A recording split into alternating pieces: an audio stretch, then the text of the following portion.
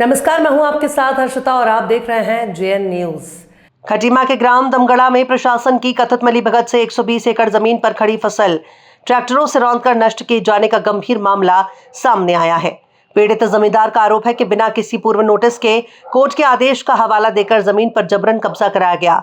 स्थानीय लोगों के अनुसार जिस कोर्ट आदेश का हवाला दिया जा रहा है वो गलत मामले से संबंधित है और उसका इस जमीन से कोई लेना देना नहीं है। पीड़ित ने प्रशासन और कब्जा करने वाले लोगों पर साजिशन कार्रवाई करने का आरोप लगाया। मामला सामने आने के बाद प्रशासन मीडिया से दूरी बनाता नजर आया। किसी भी अधिकारी ने अभी तक आधिकारिक बयान नहीं दिया है। फिलहाल इलाके में तनाव का माहौल बना हुआ है। तलवार पुत्र श्री महेंद्र प्रताप तलवार मेरी जमीन खटेमा में भगोलिया ग्राम दमगड़ा खाली मोमेंट में है। अभी अभी मुझे एक वीडियो प्राप्त हुआ है उस वीडियो को देखकर मुझे उस वीडियो में ये दिखाया है 20-25 ट्रैक्टर खाली मोमेंट में मेरे खड़े हुए गन्ने पे कब्जा कर रहे हैं और ये कब्जा प्रशासन द्वारा कराया जा रहा है। इसमें भू माफिया लोग इन्वॉल्व हैं।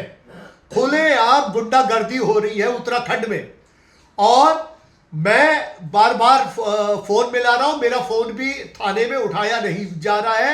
मैं आप लोगों से विनती करता हूं, उच्च अधिकारियों से विनती करता हूं, मेरा ये मामला संज्ञान में लेके इस पे उचित कार्रवाई करी जाए। प्रशासन, मैं पुनः कह रहा हूं, प्रशासन द्वारा खुला गुंडागर्दी हो रही है। यहाँ पर खातेदार कपिल तलवार और अजय कपूर और निर्मल सिंह और उनके कई खातेदारों के अधिवक्ताओं और उनका केस बंटवारे का सिविल का चल रहा है, जिसमें मैं वकील हूँ और जिसमें कहीं भी किसी प्रकार का कोई आदेश नहीं हुआ है। कुछ भूमाफिया बलविंदर सिंह पिछले वर्ष जो खातेदार यहाँ नहीं रहते थे उनसे अपना धोखाधड़ी से करने की नीयत से, अपना कब्जा करने की नीयत से एक प्रार्थना पत्र दिया था, जिसमें कलेक्टर महोदय द्वारा 19 में जांच कराई गई थी, जिसमें पाया गया था कि इसमें 250 खातेदार है। किसी का मौके पर कोई कब्जा नहीं, जो गांव में नहीं रहता है उसको कब्जा दिलाने का कोई प्रावधान नहीं है। और ये कश्मीर सिंह को भेज दिया गया था, लेकिन ये कश्मीर सिंह भूमाफिया बलविंदर सिंह के मिल करके कुछ 25 भूमाफियाओं को लेकर के आज ट्रैक्टर लेकर के खेत की जुताई कर रहा है और खड़ी फसल 50 लाख की हमारे पार्टी का बर्बाद कर दिया है, जिसके लिए हम माननीय उच्च न्यायालय में चाराजोई करेंगे और जो न्यायालय में विचाराधीन वाद है उसमें अपना चाराजोई करेंगे। और फसल बर्बाद हो गई है और उस भूमाफिया का मन बढ़ा हुआ है। पिछले वर्ष उसने हमारे क्लाइंट निर्मल सिंह से 25 एकड़ की फिरौती मांगी गई थी, जिसकी सीडी भी बनाई गई, जिसकी सीडी भी जगह जगह भेजी गई, जिसके संबंध में गुंडा एक्ट का केस मेरे द्वारा जो है उसके ऊपर विचाराधीन किया गया है, जो माननीय न्यायालय में विचाराधीन है। कोई कार्रवाई नहीं होने से उसके मन बढ़ते जा रहे हैं और अभी भी तत्काल वहाँ पर अपनी माफियागिरी दिखा रहा है और कुछ भी कर सकता है।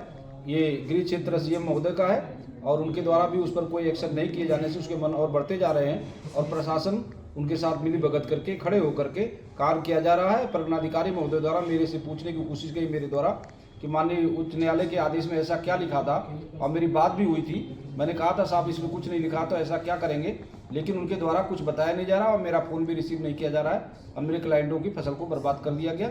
जो दिल्ली बैठे हैं, इधर उधर बैठे हैं, मैं सबका वकील हूँ और उनका सत्यानाश कर दिया गया, पूरी फसलों को बर्बाद कर दिया गया। और माफिया अभी भी वर्तमान में वहाँ पर अभी भी वहाँ पर उनके ट्रैक्टर चल रहे हैं और सबके फसलों को बर्बाद कर रहे हैं और वहाँ पर जनता में रोष भी है। लेकिन मैं इसके लिए मुकदमा चाराजोई करूँगा, माननीय उच्च न्यायालय में अपने पार्टी का पक्ष रखूँगा और उसके लिए वाद दायर करेंगे, जो भी करना है करेंगे। राज तलवार है, मेरे फादर का नाम किरण तलवार है। मैं अशोका फार्म बगुलिया का रहने वाला हूँ। आज सवेरे 8 बजे 7:30-8 बजे बगैर मेरे को बताए हुए, बगैर गांव वालों को बताए हुए एसडीएम साहब अधिकारियों के साथ और पुलिस वालों के साथ मेरे खेत में आए, मेरे को अंदर घुसने नहीं दिया और 15 ट्रैक्टर लेके आए जो भूमाफिया लोग थे, बलविंदर काला, कश्मीर सिंह और 3-4 और अंदर मेरे खेत में आए और मेरी खड़ी गन्ने की फसल और लाई की फसल और गेहूं की फसल जोत दी। मेरे को जब मैंने पूछा कि मुझे कुछ ऑर्डर दीजिए, मुझे कुछ आप समन दीजिए, मुझे कुछ तो दीजिए कि आप किस हैसियत से ये कर रहे हैं। उन्होंने बोला आपका हाई कोर्ट का एक केस था, उसमें से स्टे खारिज हो गया है। तो मैंने कहा वो जो स्टे खारिज हो गया है, जो हाई कोर्ट बोलेगी मैं उसका पालन करूंगा। उस स्टे खारिज होने में कहाँ लिखा था कि आप एक खड़ी फसल जोत सकते हैं? मेरे को कोई जवाब नहीं दिया। मेरे को, मेरे परिवार वालों को, मेरे स्टाफ को सब मेरे खेत से बाहर किया और 15 ट्रैक्टर बगैर लाइसेंस के, कट्टा, अनलाइसेंस फायर आर्म सबके पास लेकर अंदर जाके बगैर किसी से बोले हुए, ये प्राइवेट लोग हैं, बगैर मुझे बताए हुए कि ये किसके नाम से, बगैर नंबर प्लेट के, जाके उन्होंने सारा मेरा जोत दिया। मेरा 50 लाख का नुकसान किया और मेरे को अंदर खेत में घुसने नहीं दिया। आगे की कार्रवाई मैं हाई कोर्ट जाऊंगा। हाई कोर्ट में जहां पे एसडीएम साहब ने अपना खुद बयान पिछले साल दिया था कि हमारा यहाँ पर कोई पैमाइश पेंडिंग नहीं है, हमारे यहाँ पे कोई चीज़ पेंडिंग नहीं है, मैं वो लेके वहां पर ही जाऊंगा कि इन्होंने ये पहले बोला था और अब आके पैमाइश के नाम से उन्होंने ना एक फीता डाला, उन्होंने सीधा जोत दिया। मैं ये हाई कोर्ट में लेके मैं जाऊंगा। मैं धामी जी को मैं बोलना चाहता हूँ, वो हमारे पास मतलब करीबी ही रहते कि अगर उनके एरिया में अगर ऐसा हो रहा है, मैं 60 साल से, मेरा परिवार यहाँ से, हम पाकिस्तान से आए, हम 60 साल से हम हमारे नाम खतौनियों में दर्ज है। हमारे यहाँ पटवारियों की रिपोर्ट है कि जिन लोगों के नाम से ये लोग कर रहे हैं, आ रहे हैं, उनका ना ये कब्जा था, ना ये यहाँ पे रहते हैं और ये कभी आए नहीं है।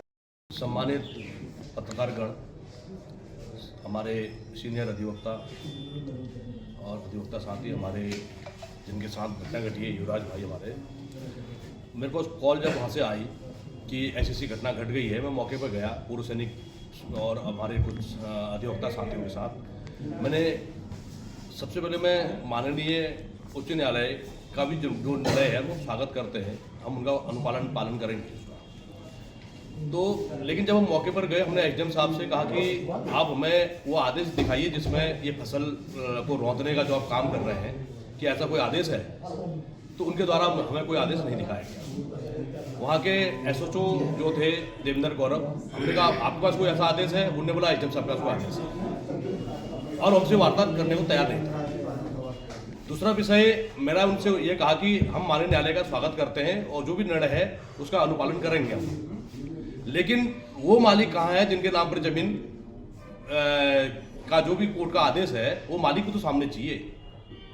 खटीमा एक गुलदस्ता है और ऐसे जो खटीमा की ज़मीनें हैं, बहुत सारे लोग ऐसे नॉन ज़मीन पर बैठे हुए हैं, जिस ज़मीन की रजिस्ट्री किसी और के नाम पर है, नाम किसी और के नाम पर है, एक सद्भावना के रूप में बैठे हुए हैं। लेकिन इस तरीके का कृत्य अगर करा जाएगा तो खटीमा तो उजड़ जाएगी। आज कोई दूसरा साथी आदेश ले आएगा, कल दूसरा साथी ले आएगा, कल तीसरा साथी ले आएगा, या तो भगदड़ मच जाएगी। और एक बार किसी के मुंह में खून लग जाएगा वो तो सबको रौंद देगा। तो हमने महोदय से, वहाँ पर उप जिलाधिकारी महोदय से हमने कहा कि ऐसा काम नहीं होना चाहिए, हमें इसकी जांच करानी है कि इसके पीछे का अंतिम व्यक्ति कौन है। हमारे माननीय मुख्यमंत्री उत्तराखंड सरकार के श्रीमान पुष्कर सिंह धामी जी ने कहा, सेटलमेंट की बात करी है, जमीनों की चकबंदी की बात चल रही है, और एक तरफ कुछ लोग ऐसा करते कर रहे हैं। तो सेटलमेंट की जगह अगर इस तरीके का करते कर रहे हैं, जो लोग उस जमीन के हिस्सेदार थे वो सेटलमेंट में आ जाते, बंटवारे में आ जाते। लेकिन मैंने उनसे पूछा कि वो असली मालिक को तो आने चाहिए जिसके नाम पर जमीन का निर्णय माननीय न्यायालय द्वारा आया हुआ है, वो लोग कहाँ पर है? और जो इसका असली मालिक जो जिसके पास आदेश है वो व्यक्ति तो होना चाहिए यहाँ पर मौके पे जिसके नाम पर जमीन छूटी हुई है। ये कैसा करते चल रहा है? आपका ऑर्डर भी नहीं है, मालिक भी नहीं है, और आप लगातार फसल रौंद रहे हैं। और फसल रौंदने का ऐसा कौन सा आदेश भारत सरकार और इस भारत में, इस उत्तराखंड में, कि आप फसल ही रौंद देंगे? ये कैसा अमानवीय निर्णय है? तो हम क्षुब्ध हैं। मैं 25 साल से इस चीज़ की लड़ाई लड़ता हूँ, पूर्व सैनिकों के साथ, छात्रों के साथ, यहाँ के जिन लोगों के साथ इस प्रकार का अन्याय होता है, मैं इनके साथ हूँ, अधिवक्ता जी के साथ हूँ इस लड़ाई में। और मेरा एक मकसद है शासन से, मैं मुख्यमंत्री जी से भी वार्ता करूँगा इस विषय में, हम जिलाधिकारी महोदय से भी बात करेंगे कि खड़ी फसल क्यों रौंद दी गई। अगर आपको उसका काबिज करना था तो काबिज करने के बहुत सारे तरीके थे, आप काबिज दे लेते उसको, हम अधिवक्ता से मिलकर बात करते। तो लेकिन खड़ी फसल रौंद देना, खेत में नहीं आने देना, आज क्षेत्र में दहशत का माहौल बना हुआ है। हमारे पास 50 फोन आए वहाँ से कि क्या हो गया है, दूसरे गांव के लोग डरे हुए हैं कि क्या हो गया है। तो हमारा यह है कि इसके पीछे अंतिम व्यक्ति कौन है जो ये सब कर रहा है, जांच होनी चाहिए, उसके खिलाफ कार्रवाई होनी चाहिए और इसको प्रदेश और जिले से बेदखल करना चाहिए। हमारी ये लड़ाई है, इस लड़ाई को लड़ेंगे क्योंकि उन्हें तो अगली बार फिर इस काम को करेगा वो। आपका शुभ नाम? गणेश चोपराटी, अधिवक्ता, राज्य आंदोलनकारी हूँ मैं इस तरह के कृत्य के लिए संघर्ष करूंगा।